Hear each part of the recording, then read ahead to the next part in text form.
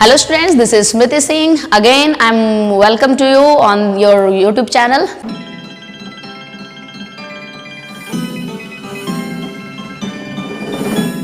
Again, I will teach you the same topic that I left in half of that series. So that topic is human digestive system. जो human digestive system में आपको पढ़ा रही थी उसका first topic मैं आपको पढ़ाई थी और उस टॉपिक में और भी बहुत सारे टॉपिक्स रह गए थे जिसका ये सीरीज बन रहा है। तो मैं उस सीरीज को नेक्स्ट कैरी कर रही हूँ, उसका नेक्स्ट पार्ट आज मैं आपको सामने प्रेजेंट कर रही हूँ जो ह्यूमन डाइजेस्टिव सिस्टम से रिलेटेड है। तो चलिए मैं उसको अगला टॉपिक आपको बताती हूँ। सिंपली लास्ट वीडियो में हम लोगों ने पढ़ाई कर लिया था कि माउथ क्या होता है और माउथ के अंदर जब आप इस माउथ को ओपन करते हो तो अंदर जो कैविटी मिलती है उसको हम लोग बकल कैविटी कहते हैं। और ये बकल कैविटी के अंदर कौन कौन से ऑर्गन प्रेजेंट हैं, जो ऑर्गन ये डाइजेस्टिव सिस्टम से रिलेटेड है और डाइजेस्टिव सिस्टम में हेल्पफुल रोल है उसका, है ना। तो सिंपली ये जो बकल कैविटी आप देख रहे हो, इस बकल कैविटी के अंदर मैं आपको मेंशन कर दी थी that is teeth, okay, teeth, tongue and what? Salivary gland. Understand? Teeth, tongue and salivary gland. Mainly buckle cavity के अंदर यही आपको तीन चीज मिलने वाला है जो डाइजेस्टिव सिस्टम से रिलेटेड है, जो डाइजेस्टिव सिस्टम में इसका बहुत ज्यादा मेजर रोल है ना। तो टीथ का तो मैं ऑलरेडी आपको बता चुकी हूँ कि जो टीथ है उसका क्या रोल है, कितने टाइप्स के टीथ हैं, उसके लिए इंपॉर्टेंट टर्म्स कौन से हैं, ये सारा मैं लास्ट वीडियो में आपको बता चुकी हूँ। अगर आपने वो वीडियो नहीं देखा है तो वो वीडियो पहले देख लीजिए तो ये आपको अच्छे तरीके से और समझ आएगी, ठीक है। तो आज मैं आपको बताऊंगी टंग के बारे में, ठीक है, कि टंग कैसे ये डाइजेस्टिव सिस्टम में हेल्पफुल है और ये डाइजेस्टिव सिस्टम में इसका क्या रोल है। Okay, let's see. Simply tongue is helpful for the speaking. अब ये डाइजेस्टिव सिस्टम से इसका तो कनेक्शन नहीं हुआ कि स्पीकिंग ये डाइजेस्टिव सिस्टम से रिलेटेड तो फंक्शन इसका नहीं है, पर टंग के जितने फंक्शन है मैं कॉमन फंक्शन आपको बता देती हूँ जो आपको भी पता है। आपके बकल कैविटी के अंदर जो टंग है उसका मेजर रोल है कि वो स्पीकिंग में हेल्प करता है, ठीक है। और ये स्पीकिंग के साथ साथ जो फूड आप डालते हो मुंह के अंदर ना, अब यहाँ पे टंग का रोल जो है वो रिलेट कर रहा है डाइजेस्टिव सिस्टम से। क्या रिलेट कर रहा है?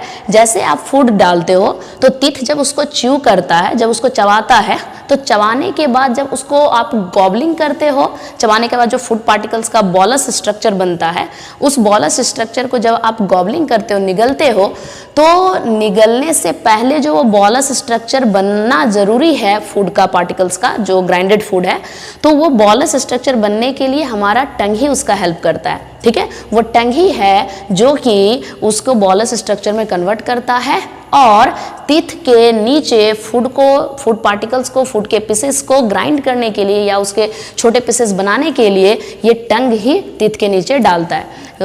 तो आपको जनरली ये चीज़ पढ़ाने की ज़रूरत नहीं है, ये तो प्रैक्टिकली है, ठीक है। आप खुद भी जब भोजन को, फूड को च्यू करते हो तो आप उसको थोड़ा सा याद करिए, आपको खुद ही पता लग जाएगा कि ये ऐसा होता है, ठीक है। तो ये चीज़ मेंशन करने की चीज़ ही नहीं है, ये नोटिस करने की चीज़ है, ये प्रैक्टिकल चीज़ें हैं, ठीक है।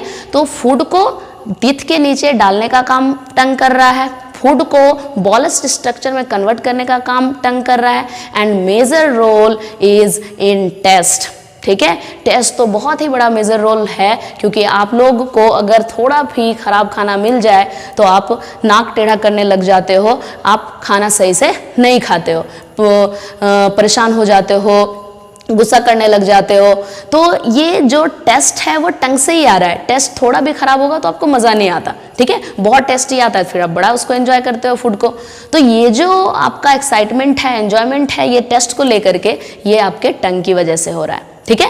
तो टंग का स्ट्रक्चर मैं बना देती हूँ और टंग में आपको मैं बता रही हूँ कि एक्चुअली ये जो टंग है आपका वो किस तरीके से टेस्ट करता है और वो टेस्ट आपको कहाँ कहाँ से टेस्ट की फीलिंग आती है, ठीक है। टंग कुछ इस तरीके से होता है माउथ के अंदर, है ना, इस टाइप का। तो मेजरली जो टेस्ट होता है वो कौन कौन सा टेस्ट आप टेस्ट करते हो, कौन कौन से टेस्ट आते हैं? एक बिटर टेस्ट है, ठीक है, कड़वा, जैसे नीम है ना, नीम है या करेला है तो वो उसका कड़वा टेस्ट होता है, तो बिटर टेस्ट हो गया। सार टेस्ट यानी खट्टा, है ना, खट्टा, दही खट्टा होता है, आप जब नींबू खाते हो या इन सब चीज़ों को तो वो खट्टा लगता है, तो वो खट्टा कैसे महसूस हो रहा है, वो कड़वापन आपको कैसे महसूस हो रहा है, वो खट्टापन कड़वापन ये आप कैसे आइडेंटिफाई कर पा रहे हो? It is with the help of tongue. Okay, तो ये खट्टापन और कड़वापन आपको कहाँ से पता लगता है वो भी मैं अभी यहाँ इंडिकेट करके बता रही हूँ। बिटर, सार एंड व्हाट, स्वीट, है ना, बिटर, सार, sweet and what, salty. Okay, this is salty. Majorly these 4 tests are here: bitter, sour, sweet and salty. ये 4 टेस्ट हम लोग सेम टंग से ही करते हैं। हमारा जितना टंग है वो टंग से ही चारों टेस्ट आ रहा है। तो कैसे भाई, कैसे संभव है कि एक ही टंग से चारों टेस्ट आ रहा है? मीन्स ये कैसे पॉसिबल है? पॉसिबल होने का वजह है इसमें टेस्ट बर्ड्स होते हैं। ठीक है, आप अपने टीथ को हटाकर टंग को थोड़ा सा आप बाहर करके आप उसको फिंगर से टच करो तो आपको वहाँ पर छोटे छोटे ग्रेवल जैसे महसूस होंगे, लगेगा कुछ छोटा छोटा सा उस पर पार्टिकल्स निकला हुआ है। असल में वो टेस्ट बर्ड कहलाता है। ठीक है, वो टेस्ट बर्ड होते हैं। तो इसमें छोटे छोटे ऐसे टेस्ट बर्ड्स होते हैं। अब ये टेस्ट बर्ड ही इस टेस्ट को आइडेंटिफाई करता है और वो मैसेज हमें ब्रेन तक पहुंचाता है कि ये टेस्ट स्वीट है, बिटर है, सार है या सॉल्टी है ना। तो ये सारे टेस्ट आपको टेस्ट बर्ड से फील होता है। ऐसे आपको टंग के ऊपर छोटे छोटे पार्टिकल्स फील होंगे, टच करोगे तो फील होंगे। आप मिरर में टंग को बाहर निकाल कर आप देखो, आपको दिखाई देगा। तो सिंपली ये सारे टेस्ट आते किधर से हैं? वो टेस्ट बस से तो आते हैं, पर कैसे? एक्चुअली क्या होता है ना, जब कोई भी बीटर चीज़ आप खाते हो, ठीक है, यानी कड़वा चीज़ आप जब खाते हो, चाहे वो आप करेला खा रहे हो या नीम का कुछ खा रहे हो। नीम तो वैसे जनरली लोग खाते नहीं, पर मेडिसिनल यूज बहुत है और मेडिसिन के तौर पे उसको खाया जाता है। तो जब आप उसको नीम के पार्टिकल्स को, उसके लीफ का पाउडर या और भी चीज़ अगर लेते हो या करेला खाते हो सिंपली, तो आप जब इसको टंग के टिप पे सामने रखते हो तो वो फील नहीं होता, वो कड़वा या कोई टेस्ट नहीं आता। आपका अगर साइड में भी रखते हो तो भी कड़वा टेस्ट नहीं आता। आपका कड़वा टेस्ट तब फील होगा जब हल्का आप निगलना शुरू करोगे। ठीक है, जब कड़वापन का जो मॉलिक्यूल्स है जब वो अंदर की तरफ एंटर करेगा आपके गले की तरफ, तब आपको महसूस होगा। तो क्या हो रहा है ना, एक्चुअली ये जो एरिया है एकदम एंड पॉइंट जहाँ से हमारा टंग अटैच होता है अंदर से, उसके सबसे एंड पॉइंट पर ये जो एरिया होता है ये बिटर टेस्ट के लिए होता है। ओके, तो इस पार्ट में, टंग के आगे वाले पार्ट में आप कहीं भी कोई भी बिटर कंटेंट रख दो, आपको वो टेस्ट नहीं आएगा, बिटर का आइडेंटिफिकेशन होगा ही नहीं जब तक बिटर का मॉलिक्यूल्स, पार्टिकल्स आपके एंड पॉइंट पे ना पहुंचे। ठीक है, ये हो गए बिटर जो होते हैं बिटर के लिए बर्ड, टेस्ट बर्ड, वो यहाँ पर होते हैं। और सार की अगर बात करते हो, खट्टापन की, तो खट्टा जो होता है ना वो साइड में होता है। चलो को मैं इसको आपको अलग कलर से इंडिकेट करके दिखा देती हूँ। ये साइड वाला जो एरिया होता है ना, ये वाला, इस जगह, ठीक है, ये वाला एरिया, ये सार टेस्ट के लिए होता है, ये खट्टापन के लिए होता है। ओके, तो एक्चुअली जब आप यहाँ टिप पे रखते हो तो भी वो खट्टापन आपको महसूस नहीं होगा। जब आप डायरेक्ट गले में इधर अंदर की तरफ डाल लोगे तो भी आपको जो सार टेस्ट है वो आइडेंटिफाई आप नहीं कर पाओगे, वो पता नहीं चलेगा। और इधर सेंटर में भी होगा तो पता नहीं चलेगा। जब वो सार मॉलिक्यूल्स जो है वो आपके माउथ में जाने के बाद साइड में जब जाता है ना, टंग के साइड में, तब आपको खट्टापन महसूस होता है। ठीक है, तब आपको खट्टा लगता है कि हाँ ये खट्टा लग रहा है, चाहे वो टैमरिंड हो या फिर लेमन हो, जो कुछ हो, है ना, खट्टा चीज़। स्वीट का टेस्ट आपको कहाँ से फील होता है? स्वीट का टेस्ट आपको फील होता है इस एरिया से, जस्ट सार टेस्ट के पास ही ये वाला जो एरिया होता है साइड में ही, ये स्वीट के लिए होता है। मीठापन आपको यहाँ से महसूस होता है। ओके, तो ये जो मैं एरिया शो कर रही हूँ, ये जो पार्ट में शो कर रही हूँ, ये हो गया स्वीट के लिए।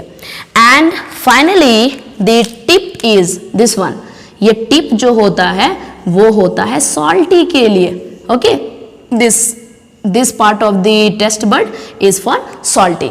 तो जब कोई आपको कुछ चखना होता है कि इसमें नमक है या नहीं है, तो ऐसे करके ना सामने आप देखे भी होगे, घरों में आइडेंटिफाई किए होगे, तो वो जब मम्मी आपको कहती है टेस्ट करके देखो, तो ऐसे करके हल्का सा टेस्ट करती है। मम्मी आपके सामने किचन में जब टेस्ट करती है तो हल्का सा ऐसे टिप पे लेती है, वो कभी नमक को अंदर की तरफ तो नहीं डालती है ऐसे, तो सामने से उसका टेस्ट आता है, ठीक है। कोई चीनी ऐसा करके तो टेस्ट नहीं करता, कभी देखे हो? नो, मैं तो नहीं देखी, तो ऐसा नहीं होता, ठीक है। तो सिंपली इसका रीजन है कि सॉल्ट टेस्ट टिप से ही आता है, तो हल्का भी सॉल्ट आपके टिप पे आएगा तो आप उसको आइडेंटिफाई इजली कर लोगे। तो this is about the tongue of the taste bud, ठीक है। तो टेस्ट बर्ड इस तरीके से प्रेजेंट होता है इस एरिया में, ऐसे डिफरेंट टेस्ट के लिए। तो ये बिटर, सार, स्वीट एंड सॉल्टी टेस्ट हम लोग इस तरीके से आइडेंटिफाई फूड का कर पाते हैं, ठीक है। दिस इज अबाउट टंग। और टंग के जो फंक्शंस हैं वो जो मैं अभी आपको बताई, वो मेजर डाइजेस्टिव सिस्टम से रिलेटेड फंक्शन जब मेंशन करोगे टंग का, तो सिंपली मेंशन करना है फॉर द टेस्ट, ये तो है ही है ना। टंग टेस्ट करने में हेल्प कर रहा है, और क्या करने में हेल्प कर रहा है? फूड पार्टिकल्स बॉलस, ठीक है। ये बॉलस स्ट्रक्चर में कन्वर्ट करने का काम कर रहा है, ताकि बॉलस स्ट्रक्चर बनेगा तो इजीली आप गबल कर पाओगे, उसको निगल पाओगे ये। And before the bolus making क्या होगा कि फूड पार्टिकल्स को आप क्या करोगे, इस फूड पार्टिकल्स को हम लोग क्या कर सकते हैं, ग्राइंड करने के लिए, मैं इसको सेंटेंस में नहीं पॉइंट वाइज सिर्फ मेंशन कर दे रही हूँ, फूड पार्टिकल्स को ग्राइंड करने के लिए कहाँ, अंडर द टीथ डालते हैं, अंडर टीथ के अंदर डालने का काम, ग्राइंड करने के लिए या उसको स्मॉल पीसेस में डालने के लिए, हमारा फूड पार्टिकल्स को छोटे पीसेस में या ग्राइंड करने के लिए जब टीथ के नीचे डालना होता है तो वहां भी हमारा टंग ही हेल्प करता है। Okay, understand? This is about tongue. तो टंग के लिए बहुत ज़्यादा चीज़ें नहीं है, सिंपल सा फंक्शन है एक दो, और जो फंक्शन है वो मैं यहाँ मेंशन भी कर दी, और ये टंग का स्ट्रक्चर बनाकर बता दी कि किस जगह पे कौन से टेस्ट बर्ड होते हैं जहाँ से हमें different types of taste identify हो पाता है।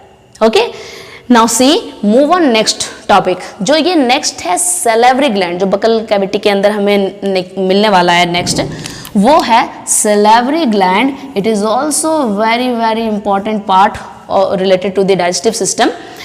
ये जो ग्लैंड है, इस ग्लैंड से डाइजेस्टिव एंजाइम निकलता है, and that digestive enzyme is specially salivary amylase.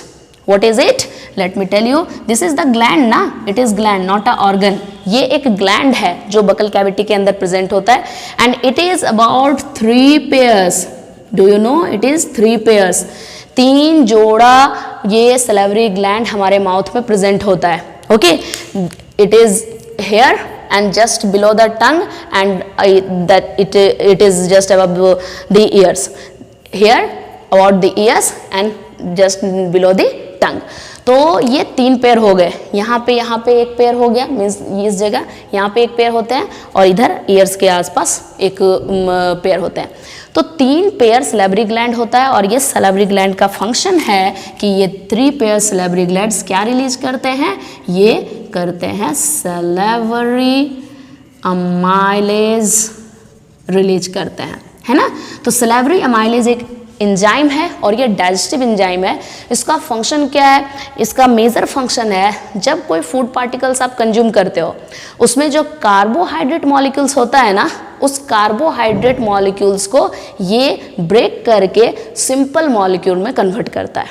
Okay, we know that very well कि as a nutrition we are taking many kinds of nutrient, ठीक है। हम लोग डिफरेंट न्यूट्रिएंट लेते हैं, carbohydrate, proteins, lipids, vitamins, minerals, different types of nutrient particles हमारा जाता है अंदर बॉडी के अंदर, और वो फूड के हेल्प से, ठीक है। तो जो फूड हम लोग कंज्यूम करते हैं, मेजरली वो फूड जो खा रहे हो, वो फूड ग्रीन कलर का है, रेड कलर का है, वो लॉन्ग साइज है, स्मॉल साइज है, डजेंट मैटर कौन सा शेप है, वो ओवल शेप है, कोकस शेप है, वो बेकार दिखने वाला है, जो भी हो, कोई भी शेप हो, कोई भी स्ट्रक्चर हो, वो गंदा दिखने वाला हो, ये हो, डजेंट मैटर, उससे हमें कोई मतलब ही नहीं है। फूड के अंदर जो छिपा न्यूट्रिएंट है, हमें उससे मतलब है, ठीक है। हमारे बॉडी को सिर्फ वही चाहिए। इवन हमें टेस्ट से भी कोई मतलब नहीं होना चाहिए, लेकिन हमारे माउथ में टंग ऐसी चीज़ है कि वो अगर अच्छा टेस्ट महसूस नहीं करेगा तो आपको खाना अच्छा ही नहीं लगेगा, पर उससे हमारे बॉडी को कोई फ़र्क नहीं पड़ने वाला। हमारे बॉडी को क्या चाहिए? ओनली न्यूट्रिएंट, ठीक है। बॉडी को ग्रो करने के लिए, वेल फिट रहने के लिए और अच्छे तरीके से लाइफ टाइम रन करने के लिए हमें सिर्फ न्यूट्रिएंट चाहिए, ठीक है। और वो फूड में nutrient, carbohydrate, proteins, lipids, vitamins, minerals, fats, ये कॉमन चीज़ें हैं, ठीक है। तो सिंपली ये जितने भी मैं न्यूट्रिएंट अभी आपके सामने बोली जो हमें चाहिए, ये न्यूट्रिएंट फूड के थ्रू जब हमारे बॉडी में एंटर होता है तो एज इट इज ये हमारा बॉडी उसको एक्सेप्ट नहीं करता, ठीक है, क्योंकि ये सारे न्यूट्रिएंट कॉम्प्लिकेटेड होते हैं। तो ये कॉम्प्लिकेटेड न्यूट्रिएंट हमारा बॉडी उसको एक्सेप्ट करता नहीं है, तो ये कॉम्प्लिकेटेड न्यूट्रिएंट को सिंपलर न्यूट्रिएंट में कन्वर्ट करना होता है, ठीक है। तो सिंपलर न्यूट्रिएंट में कन्वर्ट करने के लिए इसका ब्रेकडाउन होना ज़रूरी है, जो ब्रेकडाउन बहुत ही इंपॉर्टेंट है। और वो ब्रेकडाउन जब होगा तो ब्रेकडाउन होने में ये जो कॉम्प्लिकेटेड मॉलिक्यूल्स हैं, कॉम्प्लेक्स मॉलिक्यूल्स हैं, वो सिंपलर मॉलिक्यूल्स में कन्वर्ट होते हैं, ठीक है। तो सिंपली ये जो डिफरेंट टाइप्स ऑफ एंजाइम, अभी मैं और भी बहुत सारे एंजाइम सबको स्टेप बाय स्टेप बताऊंगी। अभी तो आप माउथ से बकल कैविटी से नीचे भी आ ही रहे हो। जैसे जैसे आते जाओगे आपको पता लगता जाएगा कि यहाँ से डाइजेस्टिव सिस्टम में, डाइजेशन के प्रोसेस में different types of enzyme release होते हैं, ये कॉम्प्लेक्स मॉलिक्यूल्स को सिंपलर मॉलिक्यूल्स में बदलने के लिए, ठीक है। तो ये जो 3 पेयर सिलेवरी ग्लैंड है जिससे कि सिलेवरी अमाइलेज एंजाइम रिलीज हो रहा है, इसका फंक्शन क्या है कि ये सिलेवरी अमाइलेज जो है वो क्या कर रहा है, कार्बोहाइड्रेट, जो कार्बोहाइड्रेट्स हमारे फूड पार्टिकल्स में होता है उसको वो ब्रेक डाउन करता है एंड ब्रेक डाउन करके इसको स्मॉल पार्टिकल्स माल्टोज में कन्वर्ट करता है, ठीक है। ये माल्टोज में कन्वर्ट कर देता है। ये कंप्लीट प्रोसेस डाइजेशन का यहाँ पे नहीं हुआ है कार्बोहाइड्रेट का कंप्लीट डाइजेशन जाकर इंटेस्टाइन में होता है, ठीक है। तो ये 3 पेयर्स जो सिलेवरी ग्लैंड्स हैं, वो सिलेवरी ग्लैंड से एमिलेज क्या कर रहा है, कार्बोहाइड्रेट्स को सिंपल मॉलिक्यूल्स में कन्वर्ट कर रहा है, okay. This is the function. ये हो गई बकल कैविटी के अंदर की चीजें। तो टिथ था, टंग था, सिलेवरी ग्लैंड था, इसका क्या फंक्शन था, क्या स्ट्रक्चर था, वो मैं आपको डील कर दी। Understand? Now move on next topic, ठीक है। नेक्स्ट टॉपिक आप देखो क्या है, माउथ के पार्ट के बाद, बकल कैविटी के बाद आपको मिल रहा है यहाँ पे फेरिंग्स। जो फेरिंग्स गॉबलिंग एरिया है जहाँ से आप फूड को निगलते हो, पॉलस स्ट्रक्चर जो बनकर तैयार होता है फूड का, वो जब आप उसको गबल करते हो तो उस जिस जगह से वो गबल होता है वो एरिया फेरिंग्स है, okay. And don't need to learn more about it, बहुत ज़्यादा इसके बारे में आपको जानने की ज़रूरत नहीं है। सिंपल आपको यही जानना है, that area from where the food particles gobbling and transfer to the oesophagus, ठीक है। फूड बकल कैविटी से आकर के गॉबलिंग एरिया फेरिंग्स होता है और उसके थ्रू फिर फाइनली वो जाकर एसोफेगस में ओपन होता है, ठीक है। अब हमारा टॉपिक है एसोफेगस। तो एसोफेगस में क्या है ना, सिंपली ये लिखा हुआ है आपके सामने कि it is also known as food pipe. Oesophagus को हम लोग फूड पाइप भी कहते हैं, ठीक है। तो एसोफेगस फूड पाइप है। Food pipe simply it is made up of muscles. ये एक मस्कुलर ट्यूब है, जिस मस्कुलर ट्यूब में किसी भी तरीके का कार्टिलेज, बोन कुछ नहीं होता, ठीक है। ये सिंपल ये मस्कुलर ट्यूब है, इट इज मस्कुलर ट्यूब, ठीक है। ये मसल्स के ट्यूब होते हैं। तो इसका फंक्शन क्या हो रहा है, इसका फंक्शन हो रहा है कि जब फेरिंग्स से बोलस स्ट्रक्चर में फूड पार्टिकल्स ये एसोफेगस में एंटर होता है तो उस फूड को सिर्फ पास करके स्टमक में डालने का, एंड नथिंग, ठीक है। कोई फंक्शन नहीं है, सिंपल सा फंक्शन है। जो फूड पार्टिकल्स यहाँ बॉलस फूड पार्टिकल्स इस फूड पाइप में आया हुआ है, उस फूड पाइप में प्रेजेंट इस बॉलस स्ट्रक्चर पार्टिकल्स को नीचे की तरफ फॉरवर्ड डायरेक्शन में आगे बढ़ाकर स्टमक में लाकर डालने का, ठीक है। तो यहाँ पर एक स्पेशल बहुत इंपॉर्टेंट टर्म है, वो जरूर यहाँ पर मेंशन कर लीजिए। एक्चुअली एसोफेगस जो फूड पाइप है वो मस्कुलर ट्यूब तो है ही है, और इसमें जो फूड यहाँ तक स्टमक तक पहुँचने का प्रोसेस है वो कैसे है, वो आता कैसे, वो फिसलता कैसे, ये आपको जानना जरूरी है। एक्चुअली जो फूड्स होते हैं ना, उसके अंदर पार्टिकल्स फूड के, वो फूड पार्टिकल्स नीचे की तरफ मूवमेंट, वो धीरे धीरे कॉन्ट्रैक्शन रिलैक्सेशन होता है ट्यूब में, और कॉन्ट्रैक्ट करके और रिलैक्स होके, कॉन्ट्रैक्ट होके रिलैक्स होके वो धीरे धीरे फूड जो होता है वो नीचे की तरफ फिसलता जाता है, ओके। तो सिंपली ये जो फूड पाइप है वो मसल्स का है, तो उसमें कॉन्ट्रैक्शन एंड रिलैक्सेशन हो रहा है, ओके। लेट मी मेंशन, ताकि आप इसको कॉपी में अपना नोट कर लीजिए, जो कि आपको फिर पूरी की पूरी बुक जो है स्टडी करने की आपको ज़रूरत नहीं पड़ेगी, ठीक है। पूरा आप बुक पैराग्राफ में पढ़ोगे, ये टाइम नहीं होता ना, आजकल बच्चे उतना पढ़ना पसंद करते। तो मैं इतना सारी बात आपके सामने प्रेजेंट कर दूंगी कि आप उससे नोट बना लोगे एक पॉइंट, तो आपको पूरी बुक पढ़ने की ज़रूरत नहीं पड़ेगी, ठीक है। तो मस्कुलर ट्यूब में जो होता है वो कॉन्ट्रैक्शन एंड रिलैक्सेशन, ओके। तो कॉन्ट्रैक्शन एंड रिलैक्सेशन से क्या प्रोसेस हो रहा है? कॉन्ट्रैक्शन रिलैक्सेशन से इसमें एक मूवमेंट क्रिएट हो रहा है, ठीक है। ऐसे जो कर रहे हैं तो उसमें मूवमेंट क्रिएट हो रहा है, and that movement is known as peristaltic movement. It is very important term. Okay, this is important process and term. Okay, this is peristaltic movement. Understand? तो ये आपको कभी कभी एग्जाम में पूछा भी जाता है इस मूवमेंट के बारे में, तो आपको ये दिमाग में फिट रखना है कि कैसे ये मूवमेंट होता है और ये मूवमेंट एक्चुअल में है क्या. Okay, this is peristaltic movement is what? Peristaltic movement is the process of transferring of the food particles from food pipe to the stomach.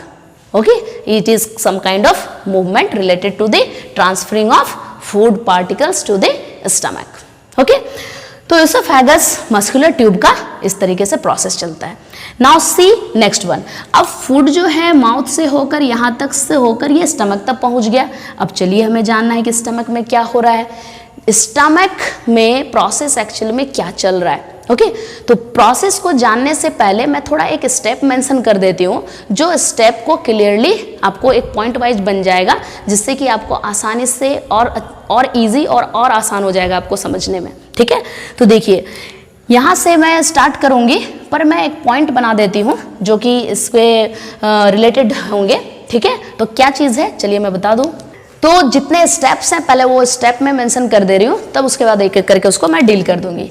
Actually ये जो आप ह्यूमन डाइजेस्टिव सिस्टम पढ़ रहे हो, ठीक है, तो ह्यूमन डाइजेस्टिव सिस्टम में एक्चुअली क्या है कि ये जितने पार्ट इसमें लेवल है वो तो आप जान गए. इसमें जितने सारे पार्ट्स हैं अब उसके फंक्शन भी आपको जानना है. ठीक है, तो जब फंक्शन जानोगे तो उस फंक्शन के दौरान एक प्रोसेस हमारा बहुत इंपॉर्टेंट प्रोसेस है ह्यूमन का, डाइजेशन, वो प्रोसेस भी आपका कंप्लीटली समझ में आ जाएगा, वो भी आपका फिनिश हो जाएगा. ठीक है, तो डाइजेशन जो प्रोसेस होता है ना उसमें ढेर सारे छोटे छोटे और स्टेप्स हैं जो उसी के साथ इन्वॉल्व हैं ह्यूमन डाइजेस्टिव सिस्टम के अंदर. ठीक है, तो जितने सारे छोटे स्टेप्स इसमें इन्वॉल्व हैं वो सारे स्टेप्स मैं यहाँ भी पहले मेंशन कर दूँ. This is the first, it is ingestion. Second one is digestion. Third one is absorption. Fourth one is assimilation. Fifth one is egestion. Okay, तो ingestion, digestion, absorption, assimilation and egestion. This is majorly 5 steps involved in complete human digestive system. Okay, तो मैं तो injection process already आपको समझा चुकी हूँ, मैं उसको थोड़ा रिलेट कर देती हूँ. ठीक है, जो माउथ की बात हुई, ओके, तो माउथ से स्टार्ट हुआ, बकल कैविटी में एंटर हुआ, बकल कैविटी के अंदर आपको टीथ मिला, टंग मिला, सलाइवरी ग्लैंड मिला, उसके क्या फंक्शंस थे ये मैं आपको बता दी. This all are related to the ingestion. Ingestion is what, बहुत सिंपल सा प्रोसेस है और सिंपल सी मीनिंग है, आप अपने आप समझ जाओगे. Ingest something taking inside the buccal cavity. तो कुछ भी चीज उठा के, कुछ भी चीज अब मुंह के अंदर कोई क्या डालेगा, फूड ही डालेगा, है ना. अब कोई छोटा बच्चा तो है नहीं कुछ भी उठा के डाल लोगे, है ना. आप 10th के बच्चे हो तो आप तो पता ही आपको क्या डालना है. तो मुंह के अंदर आप जो है फूड जो डालोगे मीन्स बकल कैविटी के अंदर, this process is known as ingestion. Okay, तो in step of ingestion the organ is involve mouth. तो माउथ इसमें इन्वॉल्व रहता है इंजेक्शन प्रोसेस में. तो इंजेक्शन जो प्रोसेस है ये माउथ का सिर्फ पार्ट से रिलेट करता है, उसके बाद फिर जो बकल कैविटी इसमें रिलेट करेगा और बकल कैविटी के अंदर ये आता है. ठीक है, तो ingestion is the process. What is it? This all are the process, all are the process, but ingestion is the process of intake of food. Simple भाषा में आप इसको बोल सकते हो इनटेक ऑफ फूड. सिंपली मुंह में जब खाना डालते हैं उसको इंजेक्शन कहते हैं, जिसके अंदर यहाँ पर माउथ इन्वॉल्व है. ओके, माउथ से इंटेक करोगे। And next is digestion. Digestion is also a process, it is also very simple process, और कितने टाइम्स आपने इसके बारे में पढ़ाई भी करी होगी। It is simple process, what is it? Just it makes complex molecules and complex compound, just say complex molecules or compounds into simpler, okay, simpler compound। जो कॉम्प्लेक्स कंपाउंड होते हैं उस कॉम्प्लेक्स कंपाउंड को ये सिंपल कंपाउंड में convert करता है, this is known as digestion. जैसे कि अभी मैं बताइए आपको, कार्बोहाइड्रेट्स एक कॉम्प्लेक्स कंपाउंड है और उस कॉम्प्लेक्स कंपाउंड को ये डाइजेस्टिव एंजाइम्स उसको ब्रेक डाउन करके वो सिंपलर में कन्वर्ट करता है, ठीक है। तो this is known as digestion. Protein है, प्रोटीन को भी वो जो प्रोटीन है वो भी कॉम्प्लेक्स है, कॉम्प्लेक्स चेन है अमीनो एसिड्स का, तो उसको वो ब्रेक डाउन करके तोड़कर छोटे मॉलिक्यूल्स, स्मॉलेस्ट मॉलिक्यूल्स में कन्वर्ट करता है अमीनो एसिड में, तब हमारा बॉडी उसको एक्सेप्ट करता है, मींस ब्लड में उसका डिफ्यूजन होता है, ठीक है। जो कॉम्प्लेक्स मॉलिक्यूल्स होते हैं, कॉम्प्लेक्स कंपाउंड्स होते हैं, वो हमारा ब्लड में डिफ्यूज नहीं होता और हमारे टिश्यूज में वो एंटर नहीं करता, ठीक है, हमारे सेल्स के अंदर नहीं जाता, वो सेल मेम्ब्रेन को इम्बिड नहीं कर पाता। तो डाइजेशन एक ऐसा प्रोसेस है जिसमें कॉम्प्लेक्स फूड को सिंपलर फूड में कन्वर्ट करते हैं, ठीक है। तो सिंपली आप 10th के बच्चे हो तो बहुत सिंपल लैंग्वेज में आप इसको लिख सकते हो, this is the process to convert what complex food into simpler food, ठीक है। ये बहुत सिंपल सा डेफिनेशन है, कॉमन सा डेफिनेशन है। मैं तो यहाँ कंपाउंड और सिंपलर मॉलिक्यूल्स यहाँ मेंशन की, पर आपको कोई ज़रूरत नहीं है, आप सिंपल सा ही डेफिनेशन लिखो, complex food into simpler food, okay. This is digestion. ये डाइजेशन कहाँ पे हो रहा है, इसमें कौन कौन से ऑर्गन इन्वॉल्व है? एक्चुअली ये डाइजेशन प्रोसेस स्टार्ट हो जाता है कहाँ पे, लेट मी मेंशन। ये स्टार्ट हो गया आपका बकल कैविटी से, okay, and it is finally and into large intestine, large intestine, okay. तो डाइजेशन प्रोसेस जो है बिल्कुल बकल कैविटी से स्टार्ट होता है और जाकर फाइनली वो लार्ज इंटेस्टाइन में फाइनल प्रोसेस उसका खत्म होता है, ठीक है। इसमें डाइजेशन की शुरुआत यहाँ पर हो रही है, फाइनल अब तरह तरह के फूड मॉलिक्यूल्स हैं, तरह तरह के कॉम्प्लेक्स फूड्स हैं, वो धीरे धीरे करके जितने साइट हैं डाइजेस्टिव सिस्टम के वो जगह जगह पे वो प्रोसेस हो रहा है, इसलिए ये सारे के सारे इन्वॉल्व हो जाते हैं बकल कैविटी से लेकर लार्ज इंटेस्टाइन तक। Understand? Now see this is about digestion. अब कैसे कैसे होगा वो भी मैं इसमें आपको समझाती चली जाऊंगी, पहले ये प्रोसेस को देख लीजिए। Absorption, what is absorption? Absorption means absorbing something, कुछ ऐसी चीज है जिसको कि आप अंदर की तरफ सोख रहे हो, खींच रहे हो, दैट इज एब्जॉर्प्शन। तो जब डाइजेशन प्रोसेस कंप्लीट हो जाता है, ठीक है, जब सिंपलर मॉलिक्यूल जो कॉम्प्लेक्स मॉलिक्यूल थे वो सिंपलर मॉलिक्यूल्स में कन्वर्ट हो गए, कॉम्प्लेक्स फूड सिंपल फूड में कन्वर्ट हो गए, अब उसकी जरूरत है एब्जॉर्ब होने की, ठीक है। यानी कि जब वो लार्ज इंटेस्टाइन में पहुंच जाएगा, स्मॉल इंटेस्टाइन में पहुंच जाएगा, तो वो एब्जॉर्ब हो रहा होगा। तो एब्जॉर्ब होकर के जब वो ब्लड में पहुंचेगा ना, तो उस प्रोसेस को हम लोग कहते हैं एब्जॉर्प्शन, ओके। ये कहाँ से होता है, कैसे होता है, अभी मैं डायग्राम पे इसको इंडिकेट करके समझाऊंगी। सिर्फ आपको सिंपली ये जानना है कि एब्जॉर्प्शन एक्चुअली होता क्या है, पहले मीनिंग समझ लेना है वर्ड का, ठीक है। तो एब्जॉर्प्शन मीन्स एब्जॉर्बिंग, जो सिंपलेस्ट मॉलिक्यूल्स होंगे आपके एलिमेंट्री कैनाल के अंदर वो एब्जॉर्ब हो जाएगा ब्लड के अंदर, वो हो गया absorption. And what is about assimilation? Assimilation is also a simple process. जब ये फूड जो सिंपल फूड था, सिंपलर मॉलिक्यूल्स आपके ब्लड में पहुंच गया, ब्लड में डिफ्यूज कर गया, तो ब्लड में डिफ्यूज करने के बाद ब्लड में ही थोड़ी ना रहता, हमारे बॉडी के अंदर जितने टिश्यूज हैं, जितने सेल्स हैं, ईच एंड एवरी सेल्स, हर एक सेल के अंदर ये एंटर करेगा, ओके। आपने फूड तो मुंह से खाया बकल कैविटी से और जाके वो फाइनली आपके इंटेस्टाइन में डाइजेस्ट हुआ, फाइनली चलो वो ब्लड में भी आ गया, लेकिन वो ब्लड में चले जाने से सिर्फ बात नहीं बनती ना, हमारे बॉडी के अंदर जितने सेल्स हैं उस सेल में फूड मॉलिक्यूल्स का एंटर होना जरूरी है, क्योंकि फूड सेल के अंदर जाएगा तभी वहाँ पे एनर्जी जनरेट होगा, और सेल को ही फूड चाहिए जो डिफरेंट टाइप्स ऑफ हमारे बॉडी के अंदर फंक्शंस वो हो सके, उसको एक्टिव रख सके। ठीक है, तो जो भी फूड है उसको सेल में एंटर होना जरूरी है। ओके, तो सेल के अंदर एंटर जो होगा, सेल के अंदर जो एंट्रांस होगा इस मॉलिक्यूल्स का, जो वो पूरे बॉडी में जितने सारे सेल्स हैं सारे सेल के अंदर डिफ्यूजन प्रोसेस जो चलेगा उसको एसिमिलेशन कहते हैं। ठीक है, मैं बहुत इजी लैंग्वेज में आपको बता दे रही हूँ, दिस इज अबाउट एसिमिलेशन। ठीक है, तो ये एसिमिलेशन हो गया। अब चलिए सारे टिश्यू सारे सेल्स में तो पहुंच गए फूड मॉलिक्यूल्स। अब जो फूड मॉलिक्यूल्स उस सेल में एंटर करते हैं, वहां पर एंटर करने के बाद वहां पे जो केमिकल रिएक्शन होता है, उस केमिकल रिएक्शन से बहुत सारे एक्सक्रीटा भी जनरेट होते हैं। ठीक है, गैसियस वे में, सॉलिड वे में, लिक्विड में, तो तरह तरह से हमारे अंदर एक्सक्रीटा फॉर्म हो जाता है। तो एक्सक्रीटा जो फॉर्म होता है वो एक्सक्रीटा हमारे बॉडी से आउट होना भी जरूरी है, क्योंकि वो टॉक्सिक है, हमारे शरीर के लिए वो हानिकारक है, जहरीला है, उसको बाहर भी निकालना जरूरी है बॉडी से। तो जो स्टेप इजेशन लिखा हुआ है ना, this is releasing of excreta from body to the outside.